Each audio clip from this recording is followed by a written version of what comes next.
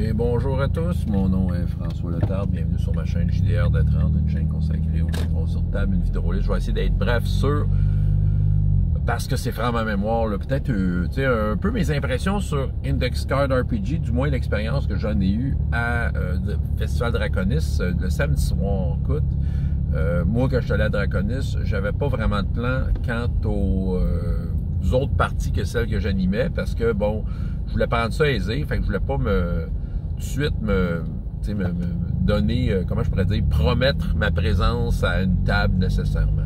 Mais bon, j'ai vu une opportunité le soir. Hey, Index RPG, c'est mon grand ami François Fortin qui donnait ça. Ma fille était là, elle avait pas de game. Je lui ai dit, ben garde, j'ai demandé, ma fille peut-tu embarquer? Puis pas de problème. Puis on est embarqué. J'étais avec une belle brochette de joueurs, dont Philippe Bernier. Oui, Philippe, l'essentiel Philippe. Au festival, il est essentiel, ce gars-là. C'est comme un peu le responsable de la salle. Il travaille au Cégep du Vieux-Montréal. C'est comme la personne de ressources ultime. C'est le gars qui a les clés de tout. Puis qui a aussi le code Wi-Fi. En tout cas, c'est ça. Bref, on aime ça de l'avoir pas loin. Puis il était à ma table. Fait que quelle chance que j'avais. Puis il y a aussi deux autres joueurs que je connaissais pas. Puis voilà, François nous a présenté Index Card RPG. Écoute, je vais commencer en disant que j'ai vraiment aimé ça, ce jeu-là. Je trouve qu'il y a de quoi de très ludique à ce jeu-là. De la façon que c'est présenté, ça facilite le jeu. Puis je vais vous dire un peu pourquoi.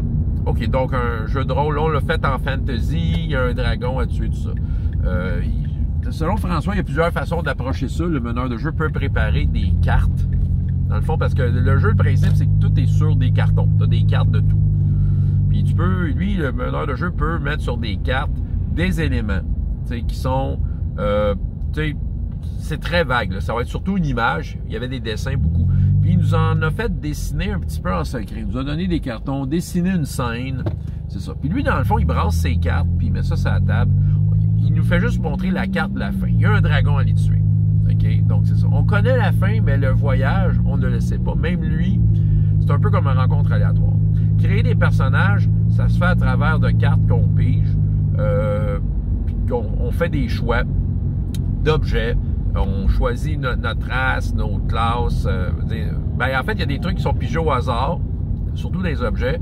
Pour ce qui est mettons, des classes et races, on peut choisir tout ça. Puis c'est écrit sur la carte, qu'est-ce que ça fait. En fait, c'est ça, c'est un peu la création de ton personnage.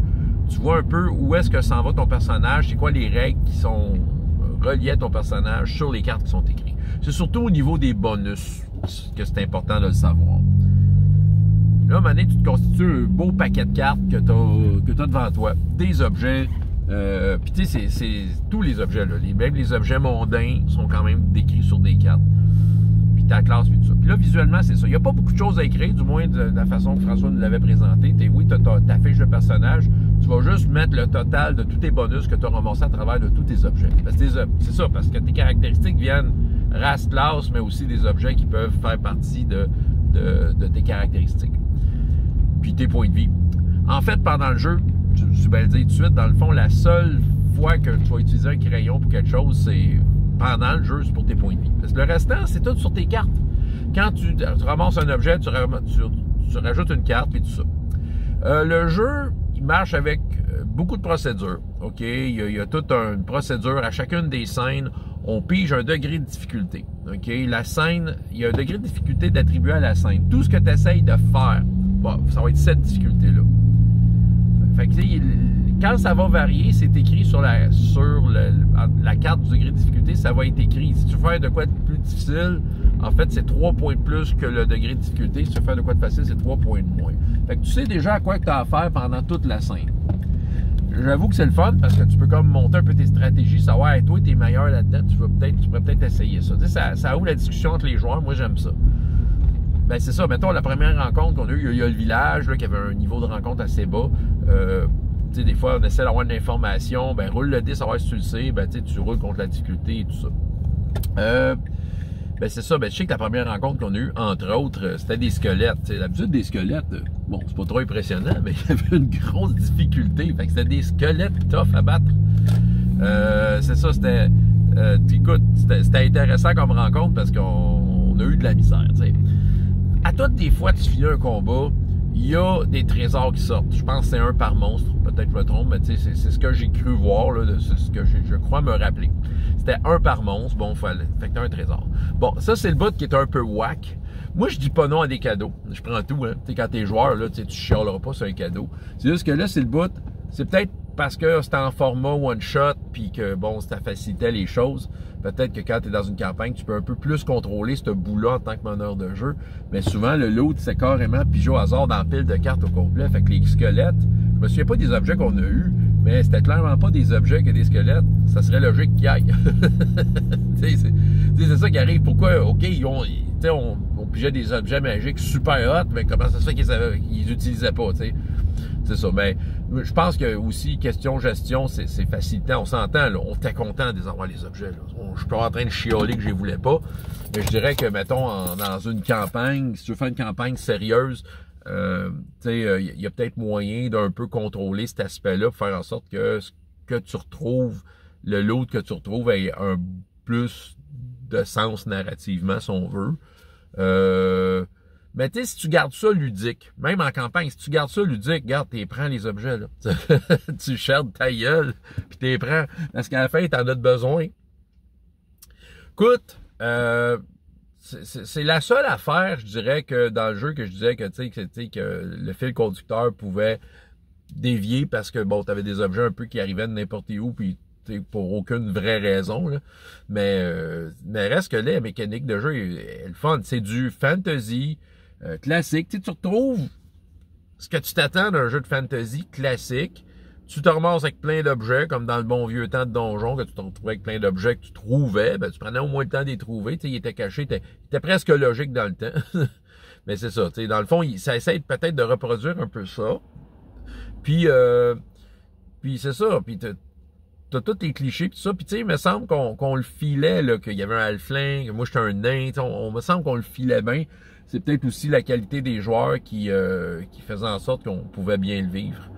On en a ri une shot, là, veut dire, écoute, sérieux, j'ai vraiment eu beaucoup de fun à cette game-là. Mon personnage est mort, ben presque mort. On a comme un peu tiré à la sauce parce qu'il a survécu de justesse.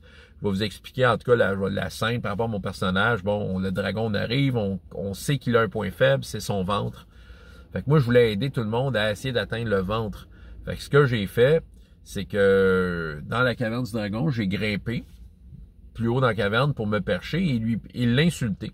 Et j'avais un pouvoir. Et ça, c'est ça aussi, c'est une affaire. Quand il y a certaines affaires que tu retrouves, c'est des sorts ou des pouvoirs magiques qui en fait, comment je pourrais dire, qui en fait, faut que tu les apprennes en cours de route. À chaque scène, tu as l'occasion d'essayer d'apprendre ton pouvoir, faut que tu accumules un certain nombre de points. Autrement dit, tu te pratiques. Il y a certains objets, je sais qu'il y en a qui avaient des casques. Moi, je pense que j'en avais un aussi que, tu sais, faut que tu fasses un test de quelque chose. Tu sais, dans le fond, l'action que tu fais, c'est que tu essaies de te pratiquer. Tu sais, tu fais pas autre chose, tu essaies de te pratiquer. Tu accumules des points, à un moment donné, quand tu atteins le point, tu sais utiliser l'objet, tu peux l'utiliser. Puis moi, j'avais utilisé comme une espèce de pouvoir d'insulter le monde. Là. fait que là, dans le fond, ce que je voulais, c'était le pouvoir faisait en sorte que l'ennemi, je veux dire, il voulait me péter à gueule juste moins pour aux autres. Fait que moi, je me suis mis en haut, un gros dragon, là, il essayait le dragon était dangereux, il faisait perdre des points de vie beaucoup à tout le monde, puis là, j'étais comme, allez, prends-toi quelqu'un de ta taille, tu sais, le nez qui crie au dragon, pour que le dragon se lève, puis que là, le bedon soit libre. Fait que tout le monde s'est mis à tirer sa bedaine et ça a marché parce qu'on a eu des bons scores, c'était plus facile à pogner, ça a aidé beaucoup, mais sauf que le dragon, il s'est attaqué à moi, puis clac, il m'a tué d'un coup. La mort là-dedans, t'as un certain nombre de tours avant de mourir. Bon, tes tests de constitution qui peuvent peut-être te ramener.